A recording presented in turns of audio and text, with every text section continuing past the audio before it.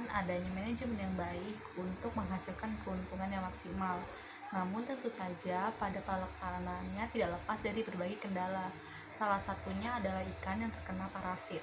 Parasit ada dua, yang pertama adalah endoparasit, yang kedua adalah ektoparasit. Bedanya, endoparasit menyerang di dalam organ tubuh ikan, di bagian organ dalam tubuh ikan, sementara ektoparasit itu menyerang di luar tubuh ikan. Nah, contoh dari ektoparasit itu ada monogenea. Monogenea merupakan cacing pipih berbentuk fusiform yang dia hidup di kulit ikan. Biasanya dia memakan lendir ikan dan juga tinggal di insang ikan. Monogenea ini menyebabkan hiperplasia dan juga mengganggu osmoregulasi.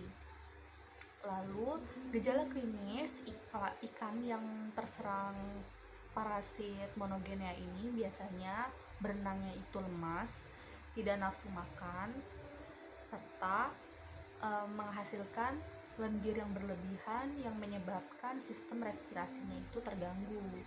Pada beberapa gejala tertentu, biasanya ikan yang terserang parasit monogenea ini biasanya dia lebih rentan terserang virus, bakteri, dan jamur yang mana bila dibiarkan akan menyebabkan kematian yang didukung oleh lingkungan perairan yang buruk.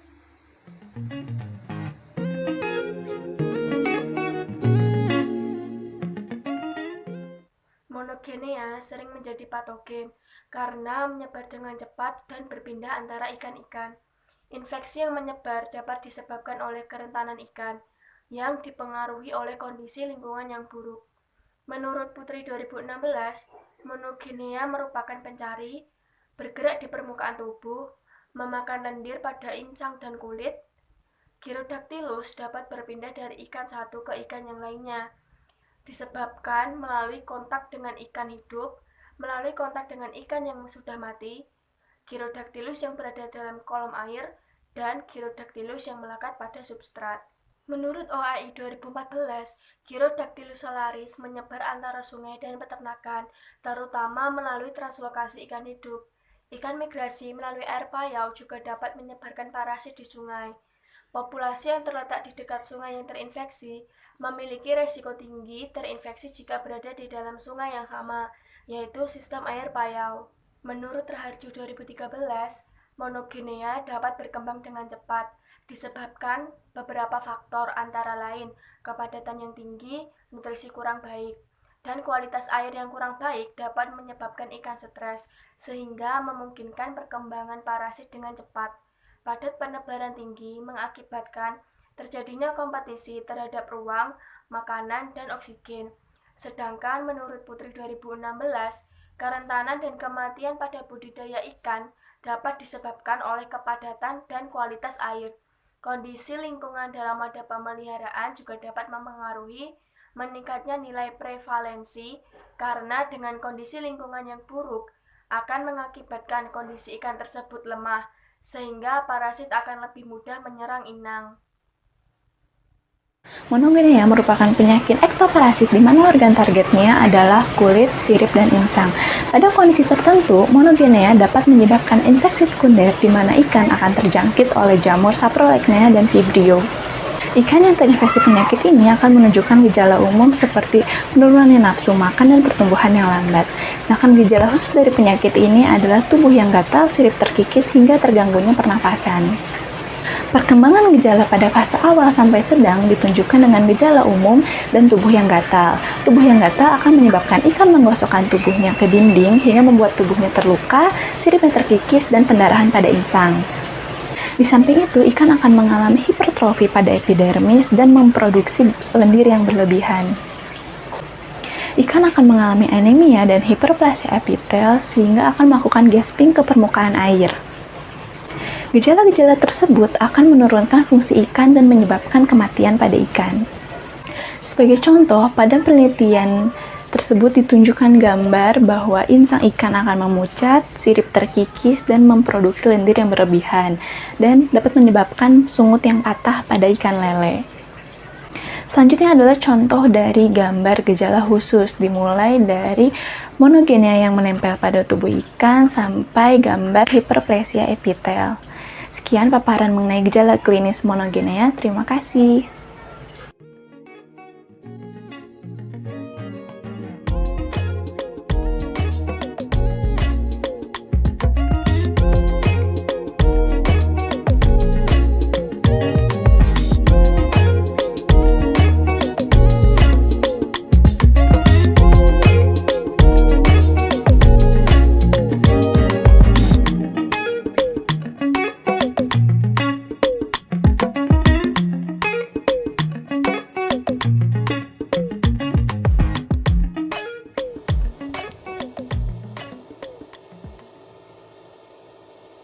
Pengamatan histologi memperlihatkan adanya perubahan hiperplasia sel epitel lamela sekunder. Reaksi pertahanan pada lamela menstimulasi pertumbuhan sel epitel lamela insang yang sangat cepat atau hiperplasia dan peningkatan dari sekresi mukus oleh sel-sel mukus. Adanya proliferasi yaitu kondisi di mana sel epitel lamela sekunder tumbuh secara berlebihan akibat dari gigitan parasit Trematode monogenea, hingga menyebabkan produksi lendir meningkat dan pada akhirnya menghasilkan sel epitel lamela sekunder yang berlebih. Insang ikan yang terinfestasi parasit Trematode monogenea menyebabkan fusi lamela insang atau lamela insang menyatu dari lamela sekunder. Akibat adanya fusi ini, lamela insang tidak dapat berfungsi dengan baik karena lakuna yang berisi sel darah merah tertutup oleh sel epitel lamela sekunder. Kerusakan berupa lamela insang menyatu seperti tongkat pemukul dapat mengakibatkan efisiensi pernapasan eksternal menjadi sangat buruk karena lamela sekunder telah tertutup sempurna oleh sel-sel interlamela atau ikan berada pada posisi kesulitan bernapas karena kekurangan oksigen.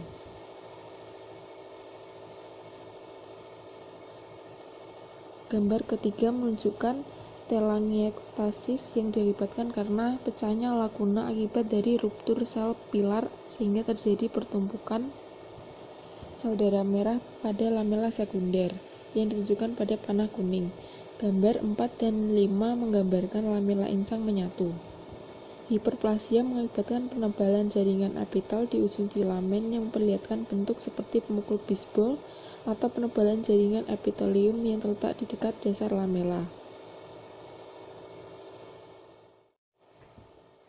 Polymerase chain reaction atau PCR adalah pemeriksaan molekular yang dilakukan dengan metode amplifikasi atau memperbanyak materi genetik virus atau bakteri.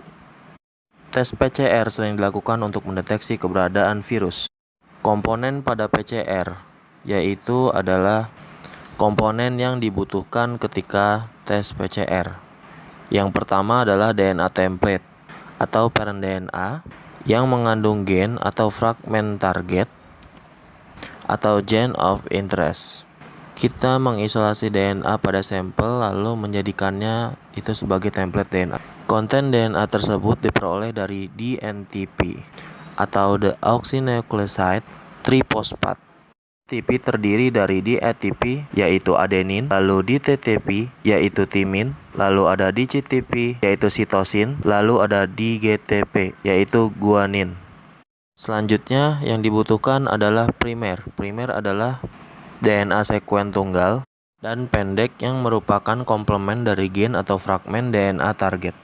Terdapat dua jenis primer, yang pertama itu ada forward dan yang kedua ada reverse. Terakhir yang diperlukan adalah DNA polimerase yang akan mengkatalisis sintesis DNA. DNA polimerase yang umum digunakan adalah tag polimerase.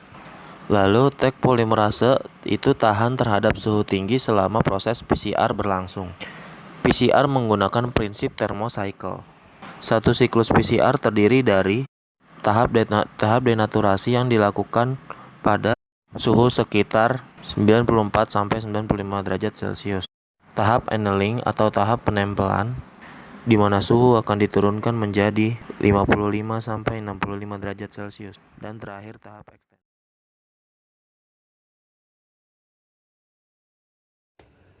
Pengendalian dan pencegahan. Yang pertama adalah kemoterapi. Gyrodactylus salaris sensitif terhadap perubahan komposisi kimiawi air. Gyrodactylus salaris sensitif terhadap bahan kimia yang paling umum digunakan untuk perawatan mandi dari salmon di peternakan dan telur salmon. Contohnya air garam bersalinitas tinggi, formaldehida, dan senyawa yang mengandung klorin dan yodium.